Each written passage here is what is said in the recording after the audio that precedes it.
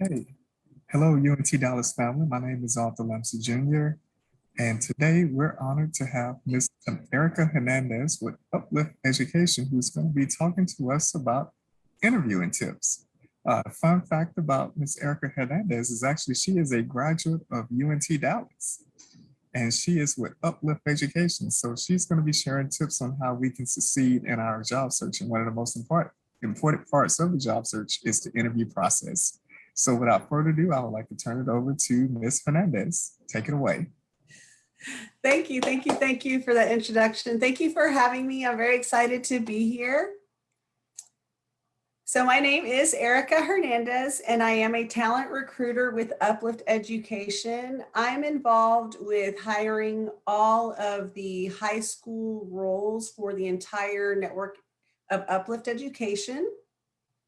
Here's my contact information. I want to present this at the beginning and drop some links at the end, but you can contact me via my phone number or my email address. As you can see here, it is Ari Hernandez at uplifteducation.org. And definitely please connect with me on LinkedIn. I'm constantly posting opportunities, posting articles and information and links to different things and opportunities with Uplift on my LinkedIn. So I'm very active. Connect with me on LinkedIn. So we are currently hiring for not only instructional roles, but non-instructional roles. I have several other recruiters on my team that help with the hiring. So we have primary school recruiters, middle school recruiters, and for the instructional, but we also have non-instructional opportunities, as well as opportunities at the district level for different functions like accounting and finance and IT, marketing, advertising. So there are a lot of opportunities within our network at Uplift Education. So definitely reach out to me to get more information. You can apply. I'll provide the links as well at the end at our Q&A part, where you can check out our career page, check out the job opportunities, and definitely ask me more questions. You can reach out to me via my email or LinkedIn. So a little bit about myself, as Arthur mentioned, I am a UNT Dallas graduate. I completed my MBA in OBHR. For those of you who don't know what OBHR stands for, it is Organizational Behavior and Human Resources. So I've been in the education industry for a very long time. However, everything we're going to talk about today is applicable to any industry. So all of these tips and strategies can be used in any industry. I do want to say that interviewing is not easy for most people, not even for me. I have to practice and prepare just like anyone else. And so I hope you guys get some benefits from today, from this discussion. And I also want you guys to keep in mind that there are, depending on the organization, different interviews happening. There may be some phone screenings as a pre-screen or a video screening. Those are all interviews. They're all being assessed, as well as a final interview. So depending on the organization, you may go through 2 to 3, maybe 4 interviews for a position or a role. So let's talk about some tips before the interview. You definitely want to start researching the company and your interviewers. I will say for most final interviews, depending on the role and the hiring team, there will be a panel interviewing.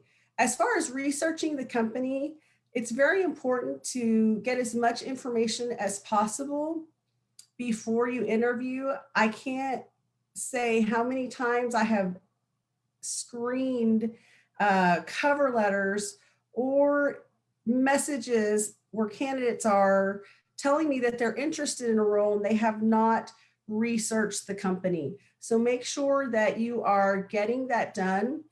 Again, you will be asked, because we're also tracking information. How did you find out, about our organization? How did you find out about Uplift? Was it from Indeed? Was it from our website? Was it word of mouth? So it's important to know, we want to know where you found out the information, but also to do your research and be prepared for that interview on our organization.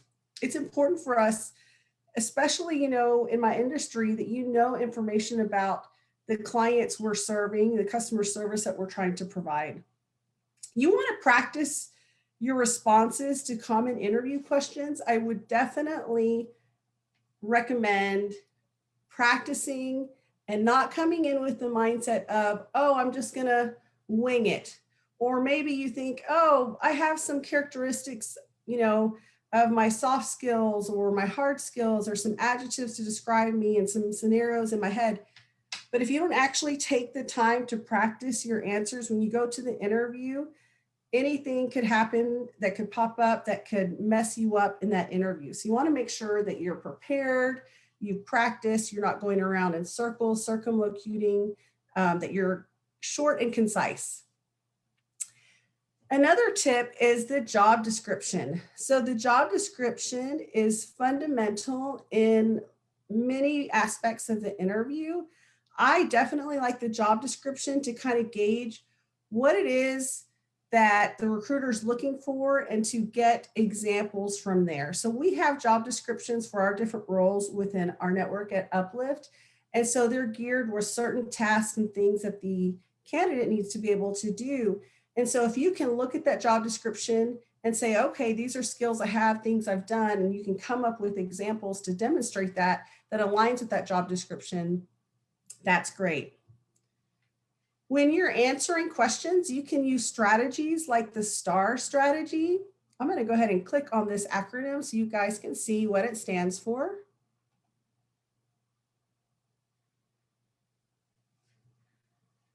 So when you give those responses, talk about the situation, describe it, then the task that you had to do. What was the objective? What was it that you were trying to accomplish? Then describe the action you took. And this is where you want to have those action verbs. And then the result, okay? You want to describe the outcome of your actions. And typically we hope that our projects or the scenario, the project was successful, the scenario was successful. But if there's an example that you come up with where maybe you weren't as successful as you wanted to be, turn it into a learning or growth opportunity in regards to the results. So we do have several questions where when we ask candidates and we're listening for responses, we're listening to the result.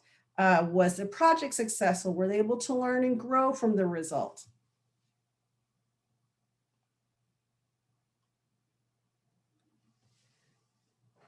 Recruiting a friend of practice is definitely important. That is something I recommend. I have had a lot of opportunities where even myself personally, where I have gotten on a Zoom session with somebody and practice my interviews. And in my mind, I'm thinking, oh, I have all of this prepared. And as soon as I got on the Zoom session to practice with my friend or HR, I have lots of HR friends, it didn't turn out the way I wanted. So practicing definitely beforehand with a friend is great. And getting that feedback, you'd be surprised how much feedback you get when other people listen to you.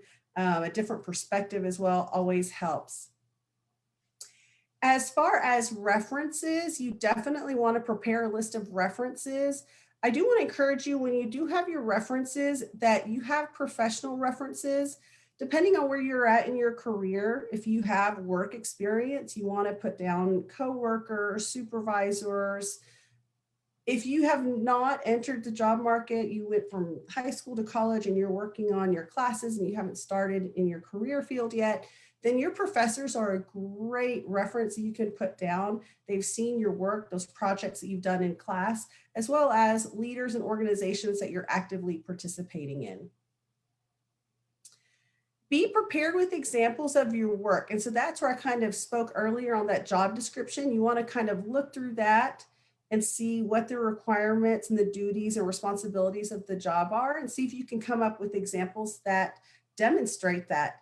And of course, if you have unique projects or unique experiences that are great examples as well, you want to have those in mind and kind of practice how you would describe your example.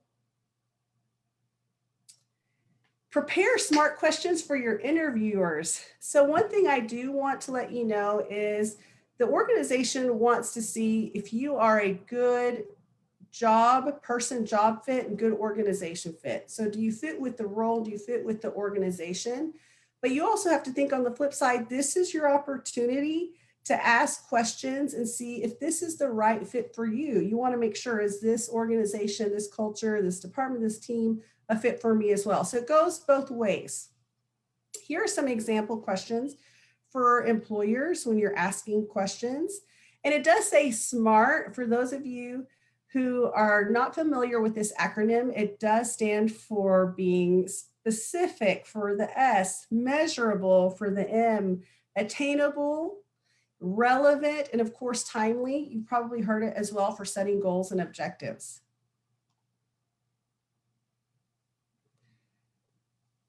So you definitely want to ask some questions that look like this. Asking the recruiter or the hiring team, can you explain some of the day-to-day responsibilities this job entails? You have the job description, but ask them about the day-to-day. What does that look like from the start of the day to the end of the day? How would you describe the characteristics of someone who would succeed in this role? When you ask this question, you'll get what it is that they're looking for in characteristics. You can see if that aligns with your characteristics. If I were in this position, how would my performance be measured? How often? That is also an important question because most organizations have some sort of assessment in place. It could be a year-round review. Depending on the organization, you could have a beginning of the year, mid-year, end of year. Some assessments are your compensation is based on the result of your yearly assessment. Some are not, depends on the organization, but you definitely want to know how performance is measured and if it's tied to compensation. What departments does this team work with regularly is another great question. I currently work for talent acquisition, but I'm also heavily involved with selection and talent management and talent development and marketing. And so you definitely want to know who are all the possible networks you'll be linking with within the organization. You want to ask about collaboration. How do these departments typically collaborate, communicate, even within the department? What does that process look like? And what are the challenges you're currently facing in your role? So these are great examples that you can use for questions. I'm going to play a short video about interviewing. Don't fool yourself. You're not ready for your next job interview. You have no idea how cutthroat the competition really is.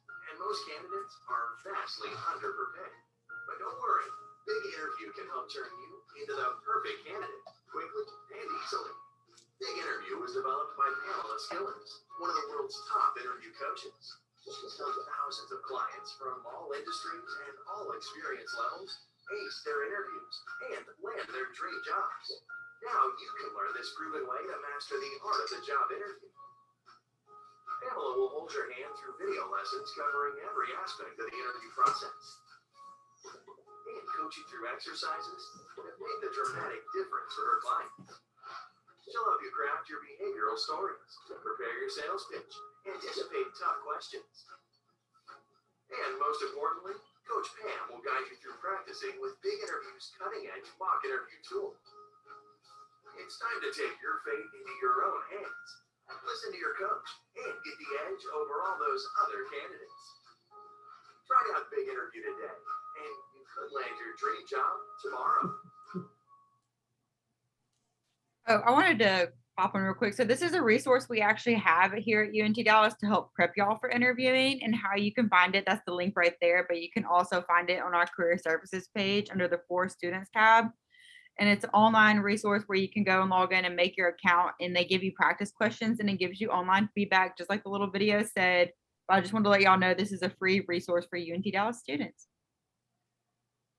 Yes, take advantage of the free resources. That was going to be my next comment because we talked about practicing with a friend. Reach out to UNT Dallas Career Services, use resources like this here, thebiginterview.com, and practice with the Career Services Department and take advantage of all those opportunities. We're not going to watch that again.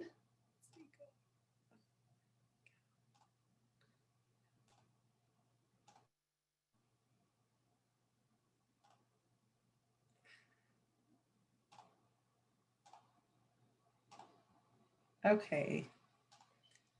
Wait, just keep Trying to clicking. get, Wait, trying to keep get to doing the the next first. slide. Sorry, technical Wait. difficulties. Go back to the other arrow and just click through eventually. Not that one. That one. Yeah. This one? No, the This one. one. Yeah. And you just keep clicking through it. Keep clicking through it. And There keep, we go. Okay, there I it thought is. it was going to play the video again. Thank you. No And that's why problem. you practice before an interview. Okay, let's talk about tips for during the interview. So you definitely want to plan your interview attire the night before. Now, here's the thing. Right now, it's been a very unique year and a half or so with the pandemic. And so some organizations are holding in-person interviews. Some are still doing virtual. So it really kind of depends on the organization, and they may give you the option to choose. And some may not. Some may say we are having in person only, or we're only doing virtual, or you choose which one fits your needs. Either way, whether it's in person or virtual, you still want to plan your interview attire the night before and make sure that you have a professional outfit ready to go for that interview. Whether it's virtual, in person, that panel, those interviewers, they are still watching, they're still paying attention, they're still seeing how what you're wearing, how you're speaking, they're assessing all of that. You want to bring, if it is in person, copies of your resume. I always like to have extra copies. And of course, just because depending on the hiring team, the panel, not everybody maybe had time to print it. So even though the recruiter may have looked at it and maybe they glanced at it online, I would definitely just bring some extra copies. And always have a notebook and a pen so that you can take notes. I've taken, a notebook and a pen. I have candidates when I'm interviewing them, bring notebooks and pens. I highly recommend that you have something to make some notes. Of course, you want to also plan your schedule so that you can arrive early. 10 to 15 minutes is a good time frame. And you want to make sure that you're making that great first impression. So again, arriving in a timely fashion, your attire, you want to treat everyone you encounter with respect. So typically, especially with these interviews, if it's in person, you want to shake everybody's hands. If it's virtual, I greet everybody in the interview. Typically, depending on how they're running the show, there will be introductions, but I still try during those couple of minutes, everybody's coming in the virtual room, I will greet everybody, or if it's in person, shake their hands as they're coming in. So again, practice good manners and body language. So sometimes you may be you're thinking about the interview, you're thinking about the questions that you forget to kind of just like breathe, relax, smile, and show your authentic self. This is where they're looking to see, hey, how is their personality, their characteristics, are they adaptable, flexible? Can we work with them? So it's that body language. Your gestures or facial expressions are important. And that's the next thing on here. It says win them over with authenticity and positivity. You always want to have a positive mindset, a growth mindset, a learning mindset. And of course, you do not want to speak badly about previous coworkers or supervisors. Keep everything positive and not the negative. When you answer questions, answer truthfully to the questions, and make sure that when you answer, you're tying in your skills to your accomplishments. Make sure that you also tie in, this is also important, something we look for in candidates, tie in what you plan to do, with the organization. You have these skills, you have ideas in your head. How are you going to bring those to life, with the organization? Keep your answers concise and focused. Typically, I know that I'm not being concise, and this has happened to me. I'm guilty of this when the recruiter has to restate the question a different way, or I know that I haven't received the answer from a candidate. I've asked an interview question. They didn't give me the answer I was looking for, and now I've had to start probing. So that's when that kind of signals to me, okay, I haven't answered what I need to answer. I need to get to the point. So you want to make sure you're concise and focused with your responses. And once again, I just want to emphasize to not speak negatively about previous employers.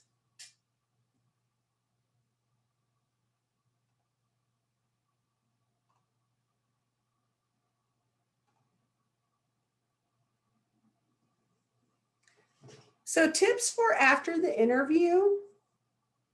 Towards the end, you definitely want to ask about next steps. And hopefully when you ask about next steps, the recruiter, the hiring team kind of gives you a timeline or time frame for hiring for that role. If they did not provide that, I would definitely ask when you're at this point where you're trying to get information on next steps or when they plan to fill the role so that you kind of have an idea. And then you want to follow up with that personalized thank you after the interview. And the reason why I say get that time frame timeline, this way you're not emailing the recruiter every single day or every 3 days for an update. If they say, yes, we want to fill this role, in 2 weeks, 3 weeks, and 10 business days, you have an idea. Or maybe they're, it's going to take 30 days. This way, and you're not inundating the recruiter with too many emails. I've had several candidates, that I'll give a time frame. Hey, it's going to take 5 to 10 business days for me to get back to you. And they'll email me every single day. So definitely be conscientious about that. Get that time frame, send that thank you, and then wait about a week or so before you follow up for a status update. Author, Bailey, Jacqueline, do you guys have anything to add for tips after the interview? One tip I always like to give my students, it's kind of like a self-reward kind of thing because interviews can be stressful. So I always tell my students, like, go get your favorite like Starbucks drink or like sweet dessert or something that makes you happy because that interview might be stressful, and it's a good way to kind of end the interview for yourself on that note after you send your personal thank yous, but kind of treat yourself kind of a moment. Yes, give yourself a treat and always remember that everything is a learning experience. You're going to get a lot of no's before you get a yes, trust me. And so learn and take in as much experience as possible. Here's an example thank you I'm going to pop up real quick on the screen. Again, you always want to be formal and make sure you're checking your spelling, make sure you have correct information. Again, that cover letter, any email messages, the thank you, make sure you have the correct organization's name. So you can even see here where it says join company name. And I've seen people, send me thank yous, send me cover letters, and they put the wrong organization name. So those things stand out and they, look bad. So make sure that you are checking that. So this is nice, short, it's straight to the point.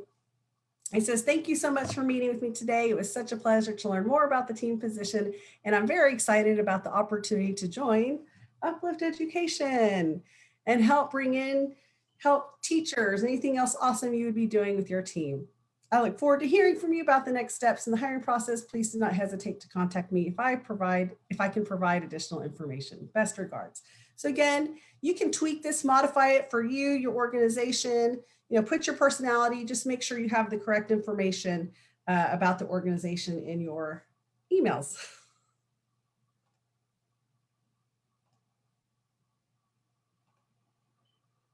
And this leads me to the questions portion of the presentation. Do we have any questions in the chat or from the audience? So there's nothing in the chat or in the Q&A section right now, but this would be a great time if y'all have any. Y'all can definitely submit it through the chat or the Q&A option. Yes, and I see here you guys have a lot of great platforms to follow UNT Dallas. I see the Twitter, Instagram, TikTok, Facebook, YouTube, LinkedIn, and the careers website.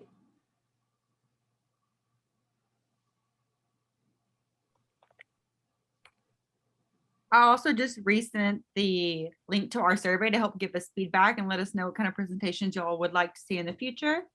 If y'all can fill that out before you leave. But we do have a question is, how do you bring up salaries in a respectful way? So depending on the role, sometimes when you go to apply for a role in the job description, it'll have the salary for that role. And sometimes those salaries are non-negotiable. So for example, we have teaching assistant roles where we have, that fixed salary for those roles, and those don't change. For teachers, for example, we have a starting salary. It starts at $57,000 for our teachers, which is great. But then we also have stipends that we can add on to salaries depending on the high needs area, the certification. So it kind of depends on the industry. So with teachers, for example, once you present your credentials, your certifications, you can ask about any stipends, that would be relevant to that.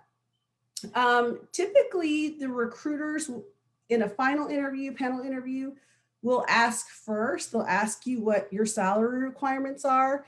And I will say this is something that you kind of have to practice, like get with Author Lumsey, get with the career service team and kind of practice different scenarios and different ways on talking about salary. I would wait for the recruiter to ask you first.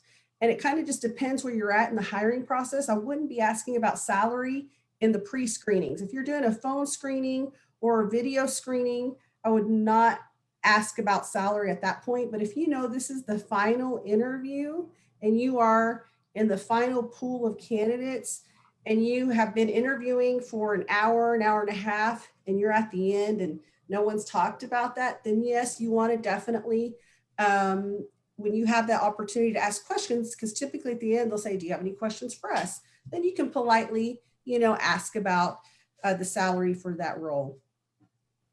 That's a great answer. We also have another question in the chat and goes, is it okay to apply for a job where you do not meet all the requirements? So yes, and that's why it's important to read the job description, because typically in the job description, the requirements, it'll say required bachelor's degree. But then if you read a little bit further down, sometimes it'll say, but will accept so many years in this area worked with this experience in lieu of that degree. Or it also depends again on the industry and the role. There might be some flexibility where, hey, you're coming in, you have no experience, but you have the drive and the will to learn. And you are currently working towards gaining skills, maybe in that career field, in that industry. Definitely, yes, I wouldn't let it deter you. Now, again, you kind of have to think, what is it that you're doing? What are you working towards doing? I have a lot of people that want to be teachers, but they have not gotten their certification, or maybe they haven't figured out a content area. So that's where you would want to reach out to the recruiter and have that discussion. It's totally okay before you apply to reach out and say, hey, I saw this role. This is where I'm currently at. What do you think? And have that discussion, because the recruiters are there to guide you. Like I'm going to guide candidates who want to be teachers, who maybe are not certified or have any experience yet, and let you know, hey, you can do this. You can do an alternative certification program, or you're currently wanting to get into the education field. We have non-instructional roles, on campus that you can work at.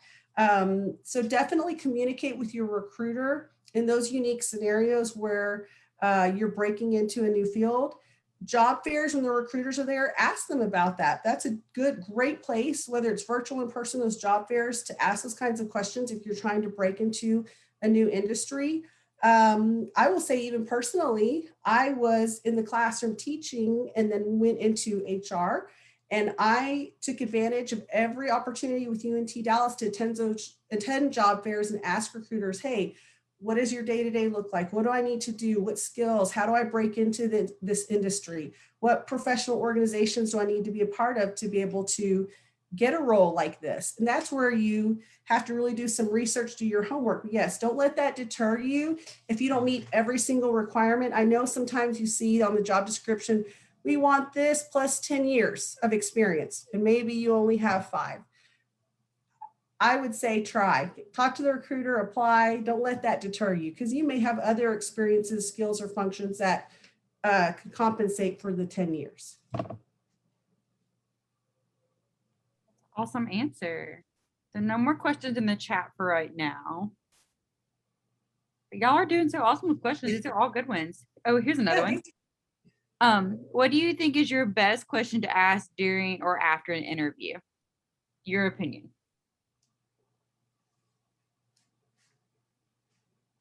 Do you hear that? From the recruiter asking a candidate or the candidate asking the recruiter? So it sounds like a candidate asking a recruiter. It says, what do you think is your best question to Yes. ask? So that's Yes. I got it. Yeah, Okay, you're- so I think it's great because you're going to get, as the candidate, the hiring panel is going to ask you lots of situational behavior questions to gauge how you're going to respond and react. But this is where I said on the flip side, it's important for you to be able to say, to see, is this organization a good fit for me? So what you have to do, your best questions are going to be those situational behavior questions to see, how does that team or that supervisor work? Who are you going to work most closely with?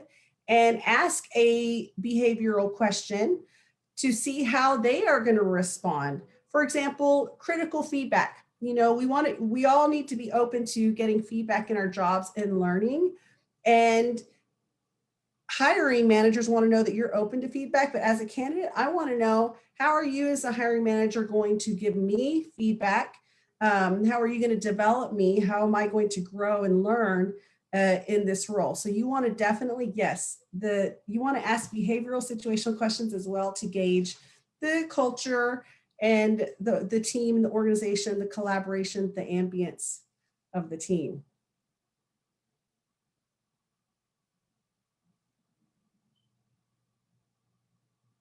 Awesome. Okay, no questions so far.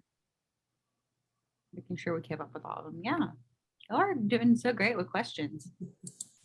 Yeah, it's hard to narrow it down to one of the situational behavioral questions, but you could ask something like this. Can you give me an example of what your best employee has accomplished and what did they do to get there? And that's going to have, that hiring manager is going to tell you, ooh, my best employee, who is that? What did they do? What is it that they accomplished? And they're going to say all the things that they like in their mind, what the best employee is. And as you listen to that response, you're like, okay, this is what I have to do in the eyes of that hiring manager to be the best employee. I love it. That's a great example.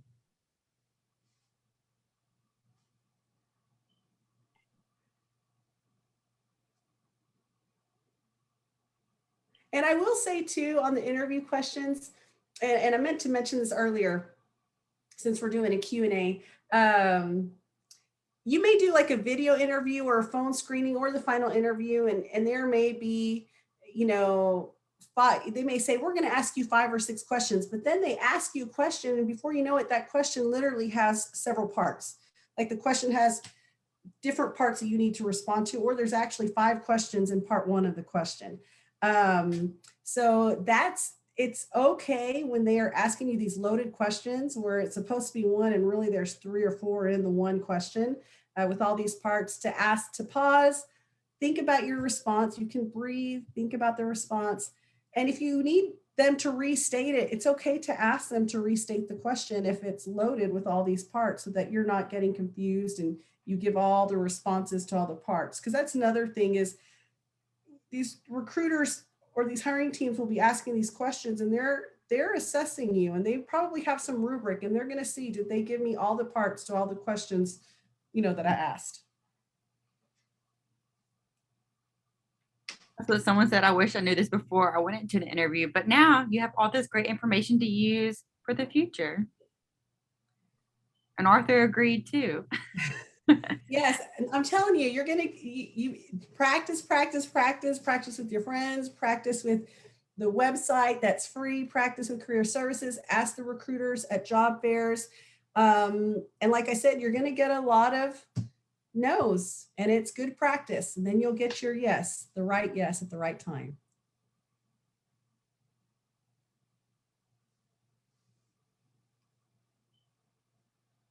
Arthur also is sending some information or interviewing like info sheets y'all can download from the chat as well, to have that on your computer for whenever this occasion happens.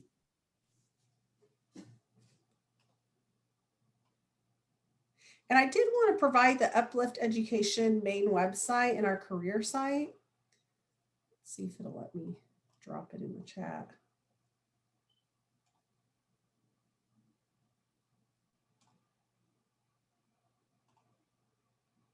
think I need to stop sharing to do that. Is that okay if I do that? Yeah, I think we're good here. Okay. Let's see here.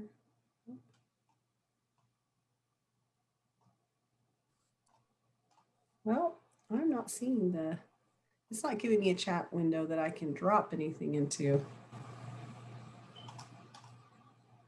It's Uplift's website and their career site. Oh, here it is. Found it. Sorry. No, Here we you're go. good. I was gonna say I might could find it if not.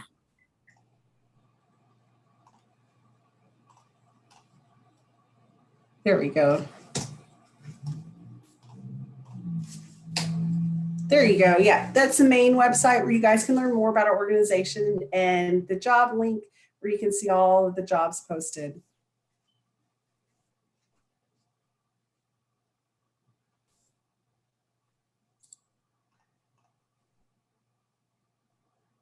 All right, let me go back and make sure we didn't miss anything.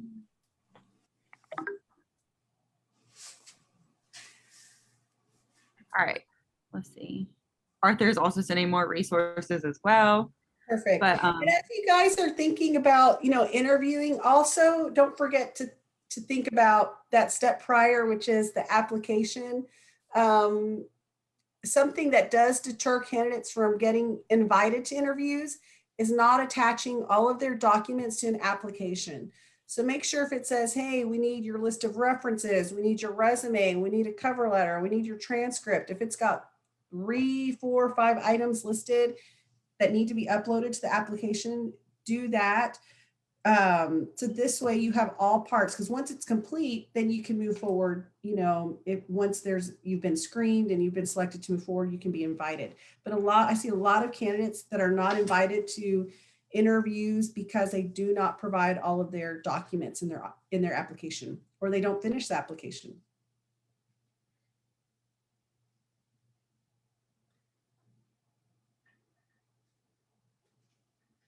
awesome, very important tip. Absolutely. It's very important to follow instructions and make sure the details. It's all about the details.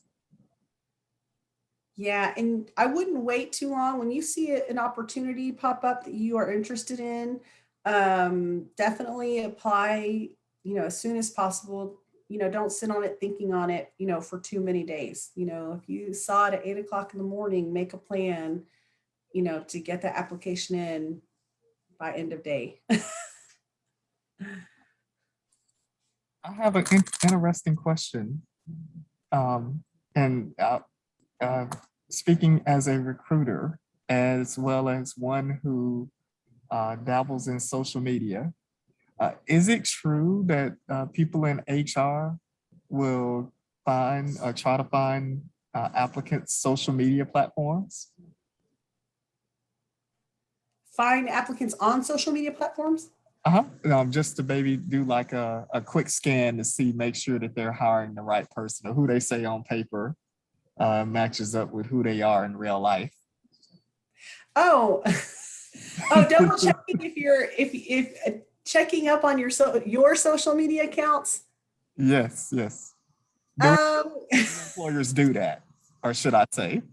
I know that's the put you on the spot question, but have you heard of employers searching? We're gonna check to make sure that everything you put on your application is true. We are gonna check to make sure your documents are official. I will say that in my industry, we do have a department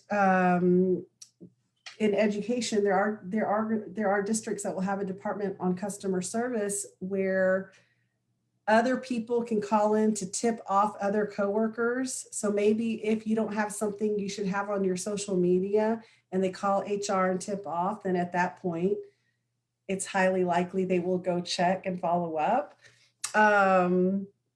But yes, I have heard, I can only speak for education, but I have heard from other HR, friends in other industries that yes, they will go check out your LinkedIn, your Facebook, your social media.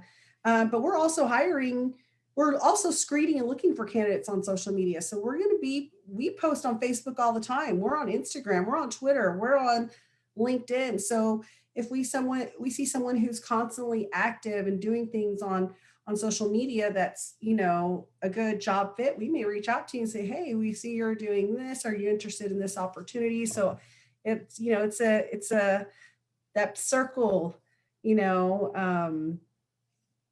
networking circle. We're looking, but you also want to make sure that you're presenting yourself in a way at all times that you're in the public eye. People are paying attention. You'd be surprised. Organizations are paying attention. HR departments, hiring teams are paying attention. Absolutely. That's why it's important to post all the good stuff and do not post nor be tagged in any of the bad stuff. Yeah, and honestly, personally, on a personal note, I like to have my professional social media, have my LinkedIn, my Instagram, my Twitter, for my professional role. And then, for my family, like my personal stuff, I have a separate personal, Facebook just for my mom and my sisters and my cousins. So I keep it separate. And that's just how I like to do things. But yes, I definitely have my personal on private, and my professional, on public. Absolutely. Great advice. Our students need to hear that. Yes. And even though, we're not always, we're conducting the interviews, we're doing the screening, we're looking at your information, we want to make sure you have all your documents in, making sure everything is official, like transcripts, that we're getting official transcripts, things like that. But there are, depending on the industry organizations, those kind of customer service departments or tip lines where you can call in. So yes, be conscientious that you're always in the public eye, and your team and your supervisors and other departments are paying attention. They're watching. They're watching.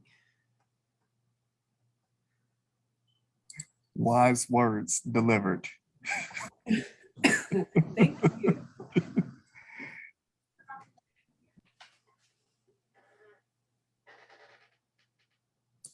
Are there any questions from the audience? I'm also looking on our Facebook page to make sure we didn't miss anything there either.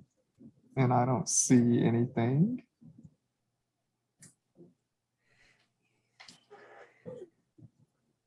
Okay.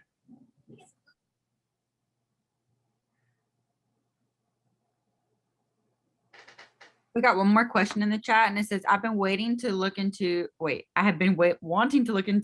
jobs in HR. Where should I start?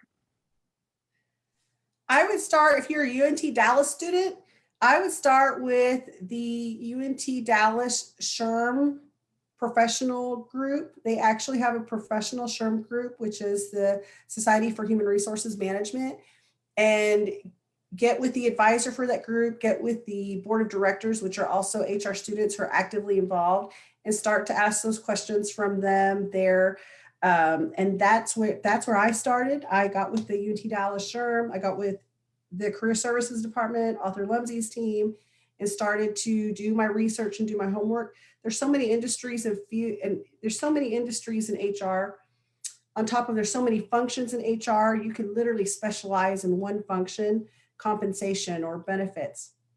So you would definitely have to do some homework research, what it is that you like, and go from there. But I would start, if you're a student at UNT Dallas, start with Dr. Muniz, UNT Dallas SHRM chapter, start with career services, take advantage of the job fairs and talk to recruiters there. That's where I would start. Like I said, I think with any career, whether it's education, finance, human resources, medical, whatever industry you decide to go in career field, you're going to have to do some research because there's so many roles and jobs and opportunities, and narrow it down and figure out what are your characteristics, what do you like, what are your goals, and how does that align with what you're trying to do. There's just so many variables there that you kind of have to put those pieces together yourself.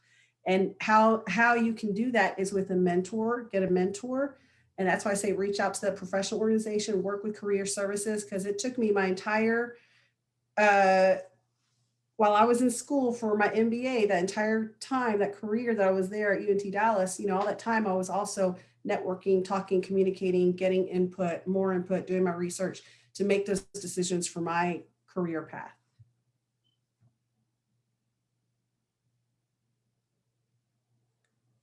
And I see author posted the link. So thank you for the SHRM UNT Dallas. No worries. I found the Facebook page and it's still active. So it's a great place to network and find out about opportunities that former students post, like yourself. Yes, we do. And I constantly see them posting UNT Dallas SHRM opportunities for students. I saw Dr. Muniz post a couple of HR positions just this past week. So once you get in with the organization, you'll see those doors open. You'll be able to go to events, networking events, and get your foot in the door.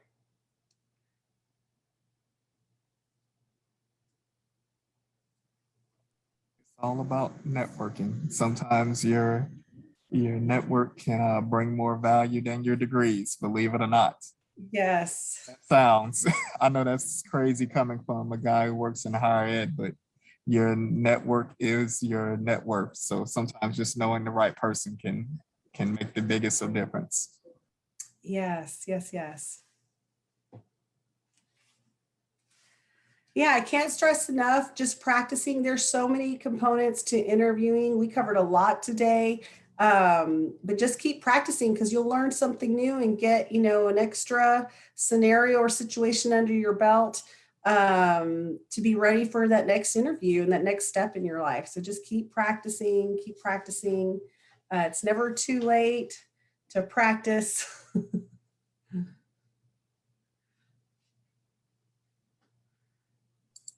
Continue to practice. Also to stay ready. You never know what opportunity may lie right around the corner. So always keep your resume updated. Yes, that's exactly, you're reading my mind. Keep your resume updated. Yep.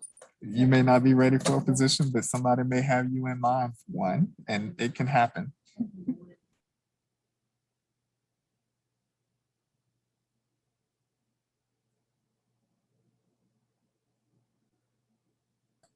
Okay, well, I think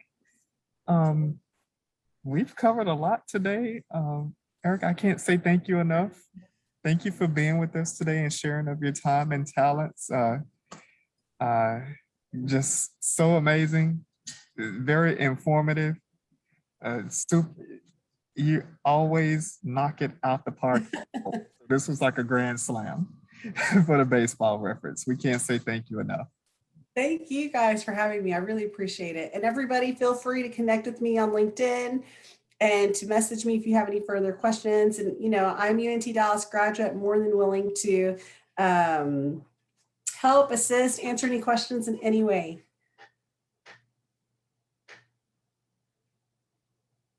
Awesome sauce. I hope they add you on LinkedIn, like right now. So be on the lookout for the invites that are coming through.